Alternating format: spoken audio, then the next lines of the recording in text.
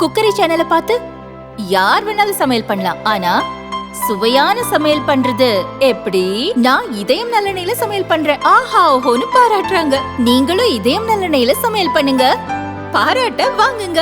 தினம் தோறும் வாங்குவே இதயம் இதயம். மாண்புமிகு தமிழ்நாடு முதலமைச்சர் அவர்கள் தமிழ்நாட்டுடைய முதல்வராக பொறுப்பேற்ற காலத்தில இருந்து ஒவ்வொரு நாளும் ஏதாவது ஒரு புதிய திட்டத்தை அது பொதுமக்களுக்கு பெரிய அளவிலே பயன்படுகிற திட்டத்தை அவர் துவங்கி செயல்படுத்தி வருகிறார் என்று உங்களுக்கு எல்லோருக்கும் தெரியும். அது மட்டுமல்ல,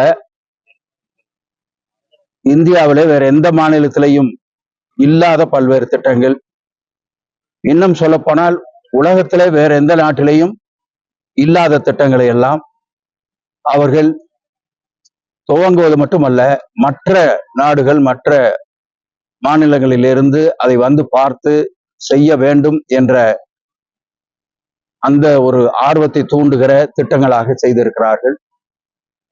அது பெண்கள் பேருந்திலே கட்டணம் இல்லாமல் பயணம் செய்வதாக இருந்தாலும் சரி, முத்தமிழறிஞர் கலைஞருடைய பெயராலே பெண்களுக்கு உரிமை தொகையாக இருந்தாலும் சரி, பள்ளியில படிக்கிற மாணவ மாணவிகள் உயர்கல்விக்கு போக முடியாமல் சிரமப்படுகிற பொழுது அரசு அந்த பொறுப்பை ஏற்றுக்கொண்டு மாதம் 1000 ரூபாய் கொடுக்கிற அந்த திட்டமாக இருந்தாலும் சரி, மாற்றுத்திறனாளிகளுக்கு ஒவ்வொரு ஊராட்சி அமைப்பிலேயும் பிரதிநிதித்துவம் கொடுக்கிற திட்டமாக இருந்தாலும் சரி, இது அத்தனையும் மற்ற நாடுகள் மற்ற மாநிலங்கள் திரும்பி பார்க்கிற திட்டங்கள்.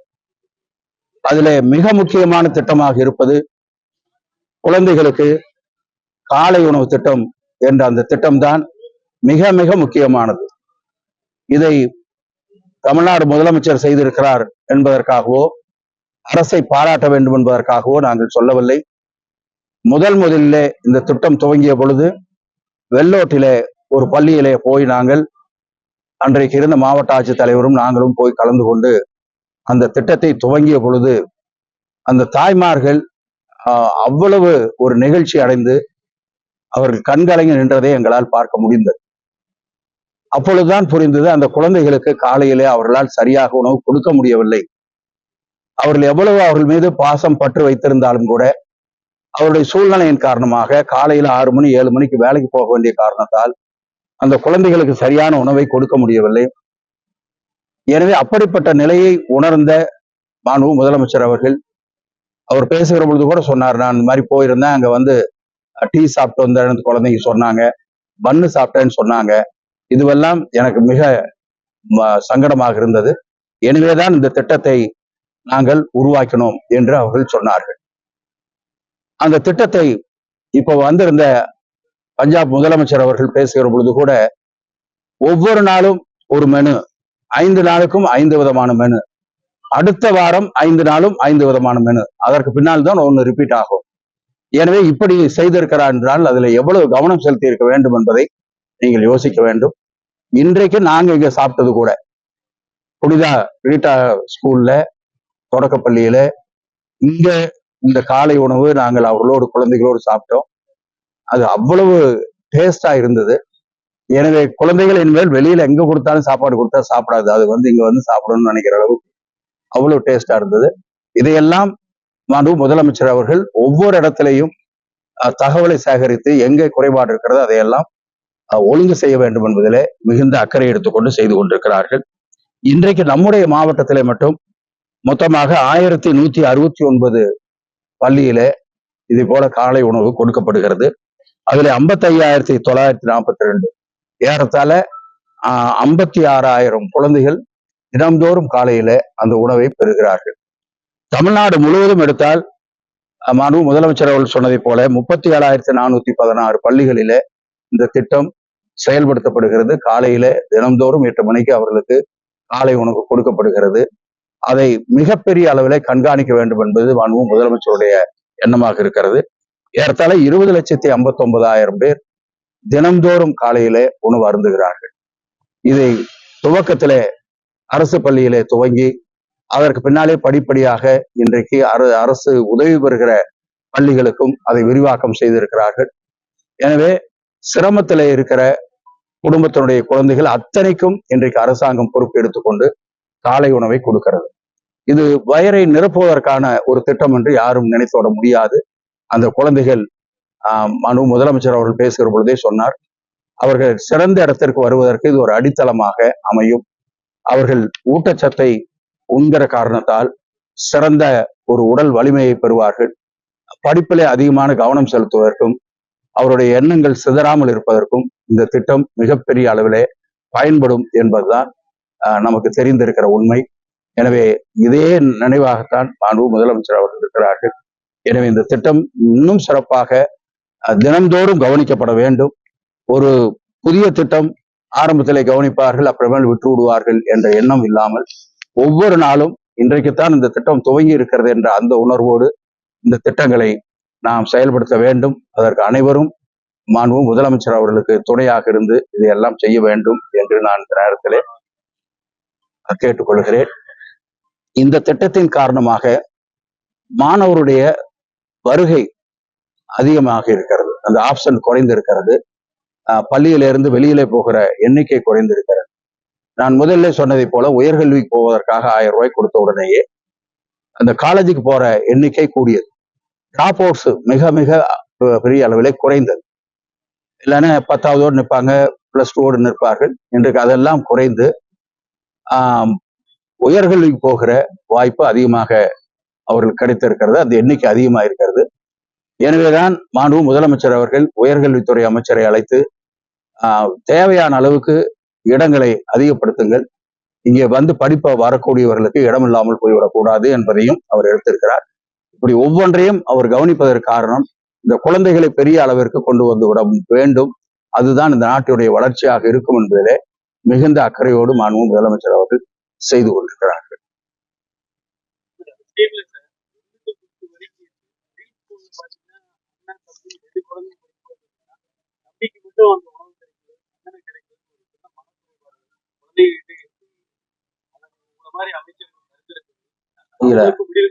இது நாங்க யாரும் பரிந்துரை பண்ண தேவையில்லை. இது அத்தனையும் அவர் கவனிச்சுட்டு இருக்கிறாரு. இதுல நீங்க பார்த்திருப்பீங்க, முதல்ல இந்த மாதிரி திட்டமே இல்லை. திட்டத்தை கொண்டு வந்தாரு. முதல்ல குறைச்சலான இடத்துக்கு தான் ஆரம்பிச்சாரு. படிப்படியா அப்படியே கொண்டு வந்து இன்னைக்கு ஏறத்தாழ எல்லா இடத்தையும் நிறைவு பண்ணியிருக்காங்க. கண்டிப்பா இதை பத்தி அவரே யோசிப்பாரு, யோசிக்காம இருக்க மாட்டாரு. ஆனா நீங்க கேட்டிருக்கிறீங்க, அதை அந்த கருத்தை நாங்க சொல்றதுக்கும்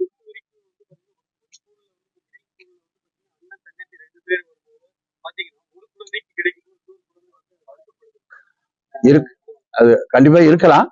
அது இப்ப நீங்க 8வது வரலும் சொல்றீங்க, அவர் 8வது வரலும் கொடுத்த பின்னாடி மறுபடியும் +2 வரலும் இருக்கு. அதனால இத இல்ல இந்த மாதிரி இல்ல அந்த மாதிரி உணர்வுகளை முதலமைச்சர் அவர் தெரிஞ்சதுனாலதான் அவர் தான் சொன்னார்ல, நான் போனேன், டீ சாப்பிட்டுக்கிட்டு பார்த்தேன்னு சொன்னாங்க, பண்ணு சாப்பிட்டேன்னு சொன்னாங்கன்னு உடனே தான் இந்த திட்டம் வர வேண்டும் என்று யோசிச்சிருக்காரு. அதனால நீங்க சொல்ற மாதிரி இருக்கிறத கண்டிப்பா அவர் செய்வாரு. அதுல அந்த எண்ணிக்கை நம்ம குறைச்சலா இருக்கும், இருந்தாலும் கூட அதை நம்ம விடக்கூடாது அப்படிங்கறதுல அவர் தெளிவா இருப்பாரு.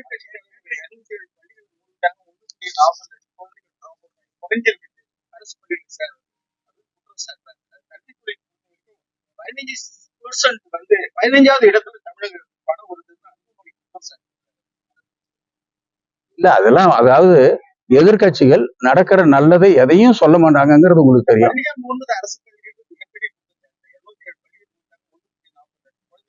இல்ல அந்த மாதிரி டிராப் அவுட்ஸ் இருக்கிற மாதிரி எங்களுக்கு தெரியல, அவங்க சொல்றாங்க. அந்த மாதிரி இருக்கிற மாதிரி எங்களுக்கு தெரியல. தெரிஞ்சதுனாக்கா அது என்னன்னு நாங்க பாக்குறோம்.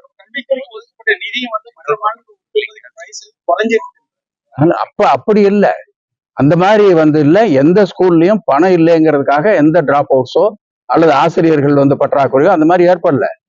அதனால அவங்க எதையாச்சும் ஒண்ணு கண்டுபிடிச்சு சொல்லிட்டு இருக்கிறாங்க. அதெல்லாம் கரெக்டா நடக்குது. இத பத்தி கொஞ்சம் சொன்னாங்களான்னு பாருங்களேன். இந்த காலை உணவு திட்டம் சொன்னாங்களான்னு பாருங்க.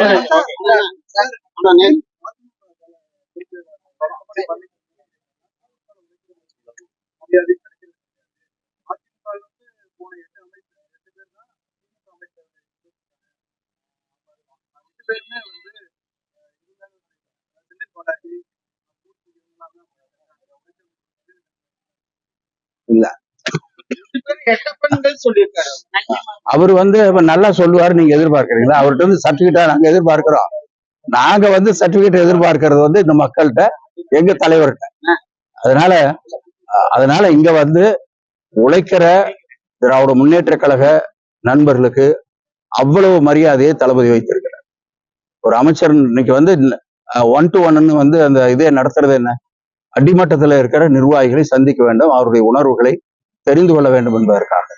அதனால திமுக என்பது அந்த கட்சி வேறு. இன்னைக்கு போய் லட்சக்கணக்கான பேர் கட்சியில உறுப்பினர் ஆகிறாங்க.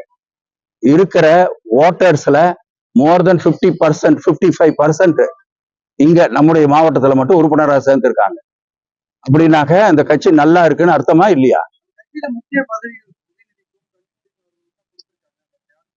நிறைய பேருக்கு கொடுத்திருக்காங்க, நீங்க அதை கவனிக்கிறது இல்ல.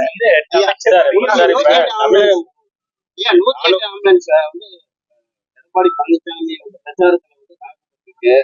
அதை பற்றி உங்களுடைய பார்வை, இன்றைய நிறைய செய்திகள் இல்ல, அந்த 108 ஆம்புலன்ஸ நீங்க வந்து யாரா இருந்தாலும், இப்ப முதலமைச்சர் அவர்கள் போகிற பொழுது கூட அந்த கான்வாய் உடனே ஓரம் கட்டிடுவார். 108 ஆம்புலன்ஸ் எங்காச்சும் வந்ததுனாக்க உடனே ஓரம் கட்டிடுவார். தலைவர் பேசிட்டு இருந்தா கூட உடனே நிறுத்திடுவார். அந்த மாதிரி தான் வந்து திராவிட முன்னேற்ற கழகத்தை பொறுத்தவரை இருக்கிறது. அன்னைக்கு அந்த ஆம்புலன்ஸ் அங்க நிறுத்தப்பட்டதெல்லாம் வந்து வருத்தத்துக்குரிய ஒரு விஷயம். சேரத்துக்கு ஆள் இல்ல.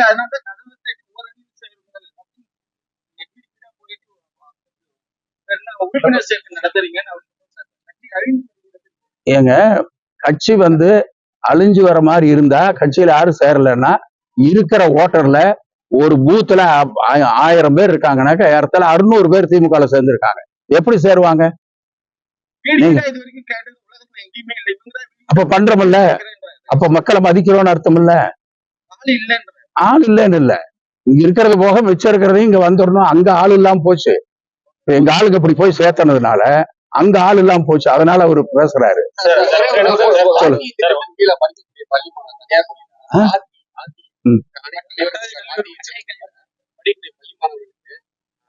அரசாங்கத்தின் சார்பாக பெற்றோர்களிடம் வசூலிக்கக்கூடிய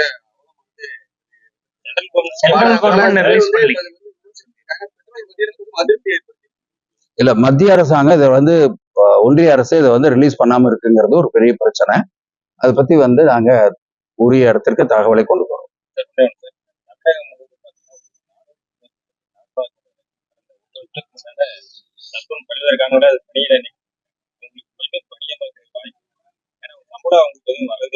இல்ல, அதெல்லாம் என்கொயரி நடக்குது. அது வந்து நீங்க ஒரு பக்கம் நீங்களும் அதைத்தான் சொல்றீங்க. அந்த பிரச்சனைகளுக்காக தான் அது நடந்திருக்கு. என்கொயரி நடக்குது. யாரையும் பழிவாங்குற நோக்கம் அரசாங்கத்துக்கு எந்த காலத்திலையும் கிடையாது. இன்னும் சொல்ல போனா அரசாங்க அதிகாரிகளை காப்பாற்றி நல்ல வழியில கொண்டு போக வேண்டும் என்பதுதான் அரசுடைய நோக்கம்.